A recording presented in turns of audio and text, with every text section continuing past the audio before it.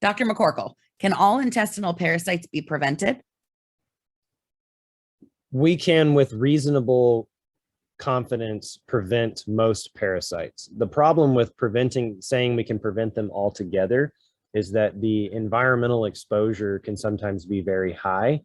And even with monthly good deworming, you can still end up with parasites in between that.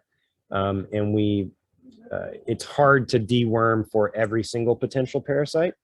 So with certain steps, we can reasonably and confidently prevent most parasites in most cats by following the following steps. So ensuring, if you have an indoor cat, that the litter box is cleaned out regularly, at least once a day, to ensure that feces is picked up, because that's oftentimes how parasites are transmitted.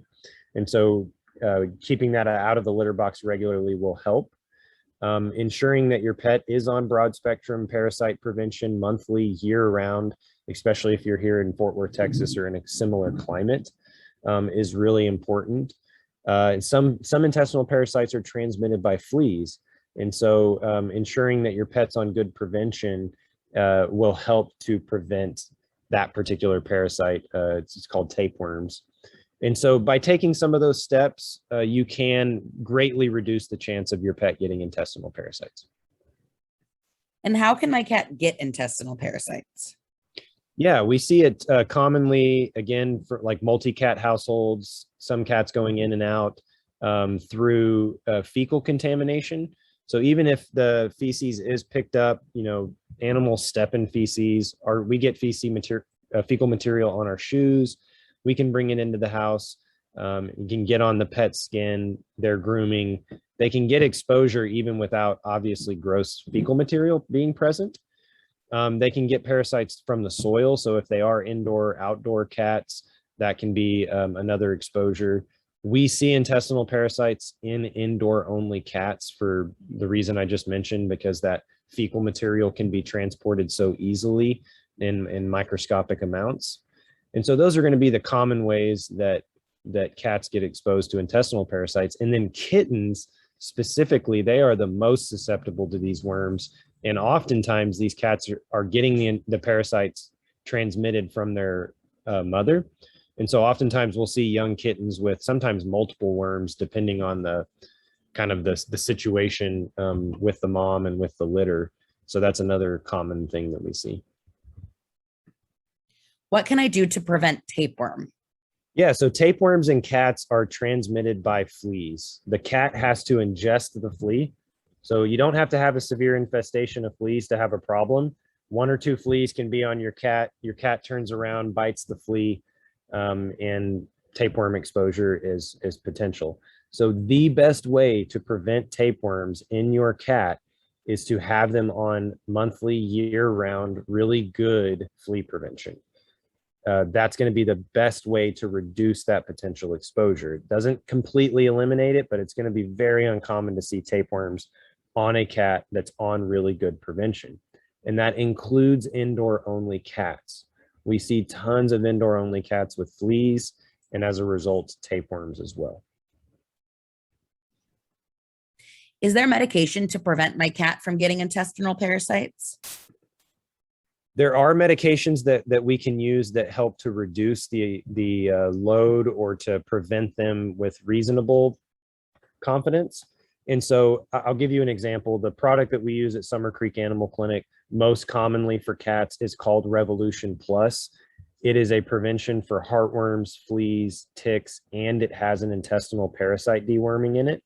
So it does deworm for some of the common parasites that we see, intestinal parasites that we see in cats, but it does not, the dewormer doesn't treat tapeworms, for example, or coccidia, which is another common parasite. Those have to have very specific deworming that isn't in a lot of the common monthly preventions. But again, the Revolution Plus prevents fleas extremely well. And so that's going to reduce the exposure to cats, to tapeworms in cats.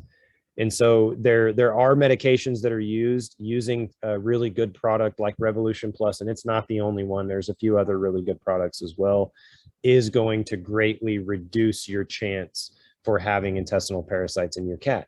But that's why, because nothing's 100%, and there's lots of different parasites that require different treatments.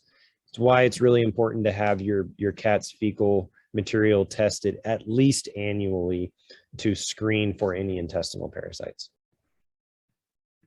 How can I keep my cat from passing on intestinal parasites to other pets in my household? Yeah, so the best thing you can do is to ensure that the litter boxes are cleaned at least daily, to ensure that we're lessening the fecal exposure to the other cats.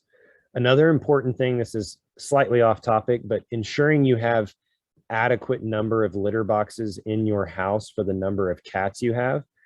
The ideal recommendation, and I stress the ideal part because sometimes this isn't feasible for some households, but the ideal number of litter boxes is 1 litter box per cat plus 1. That will also help to reduce the amount of fecal exposure between the cats if there's plenty of resources, litter box resources. And it's also ideal to have those litter boxes in different places around the house as well.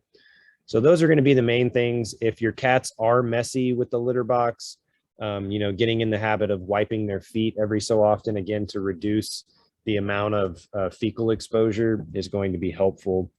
And then again, like I've said, can't stress enough the importance of regular parasite prevention for all the cats, even if they're all indoor only, is going to be super important and helpful.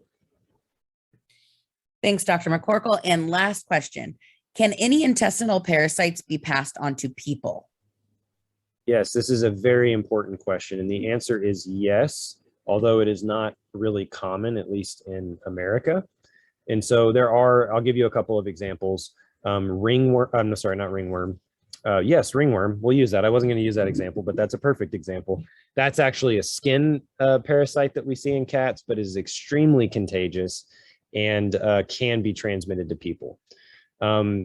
Intestinal parasite wise, roundworms are a really serious issue in other countries that can be transmitted from animal feces to people.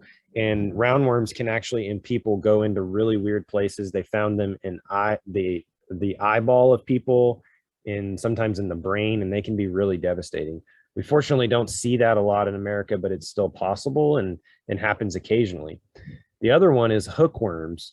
Hookworms are not as life-threatening as roundworms can be, but they can be problematic.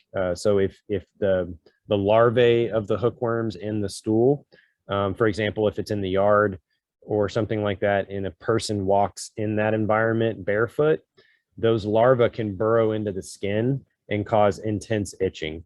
It's usually self-limiting and goes away, but it's not very fun or comfortable. And so, yeah, there are some situations where that can occur. And the best way to minimize risk to people is to focus on the things we've talked about as far as prevention, being really hygienic, picking up the stool, washing your hands, keeping all the pets on really good parasite prevention. Those are all things you're going to do that will drastically reduce any sort of risk to people. So if you have any further questions about this, we would love to help you out here at Summer Creek Animal Clinic.